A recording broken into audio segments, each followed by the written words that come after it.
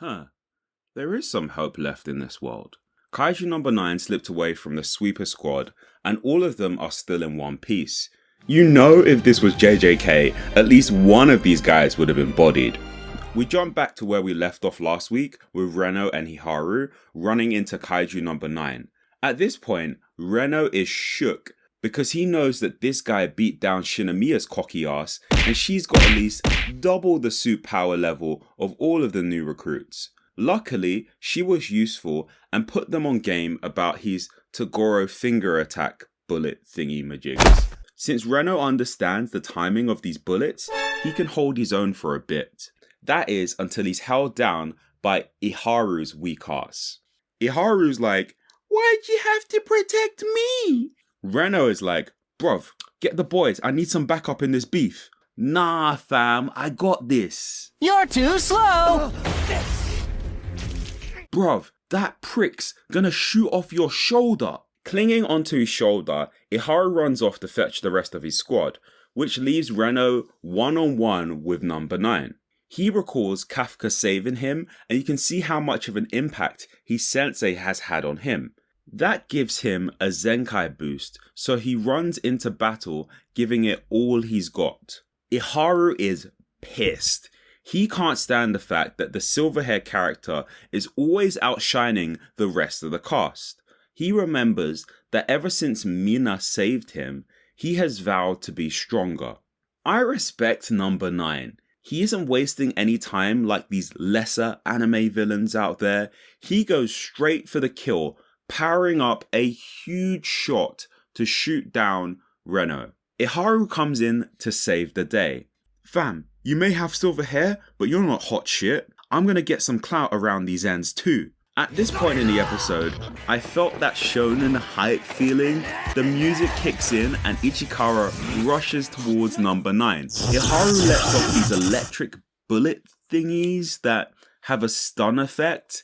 He even weaves away from this Togoro bullet. Since No.9 is stunned, Reno charges up his Mega Buster, praying to God that he doesn't shoot out those tiny orange pellets. None of this matters though, because No.9 unleashes his corpse shield, which negates Reno's attack. Since both of these boys are running on E, a whole world of violation is coming their way. Reno gets lit up, and this is just tragic because the kaiju doesn't stop even when he hits the floor. We just have to see Reno suffer. Iharu can't even help because he's all out of juice, which puts him in dead aim of No.9 with no defense. That is until Kafka shows up. I love the way No.9 drops that line. "Oh, I see my torso. Isn't that something?" Kaiju No.9 wants his get back, so he charges up a massive Togoro blast. That's another point for this villain for not running out of energy after 2 attacks like some other so-called strong anime characters. At this point, I was losing my shit. How is Kafka gonna stop himself being devoured by all of these balls? Pause. I got the answer, and it wasn't what I expected. Kafka screams, which creates a barrier, effectively blocking the bullets and allowing him to do his budget Oro punches.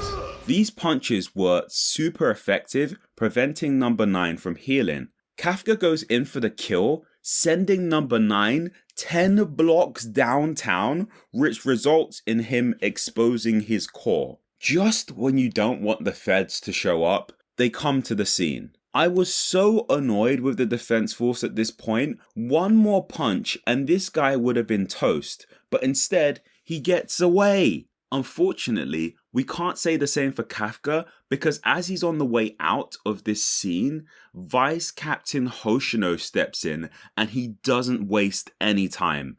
This dude is so quick, Kaiju Kafka has to catch his breath. It gets worse. Captain Hoshino drops the training weights, and this man can unleash 92% of the suit's power. That's like 99 Kafkas.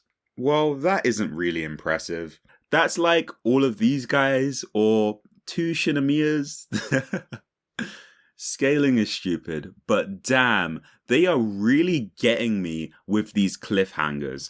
I get angry every week when I hear, "Nobody got you the way I do." I really don't know how Kafka is going to get his way out of this one. The worst part of this episode is that there's only 30 seconds of action from Shinomaya. I need at least 1 minute of my weekly dose of toxicity. She didn't even get to say anything shitty in this episode.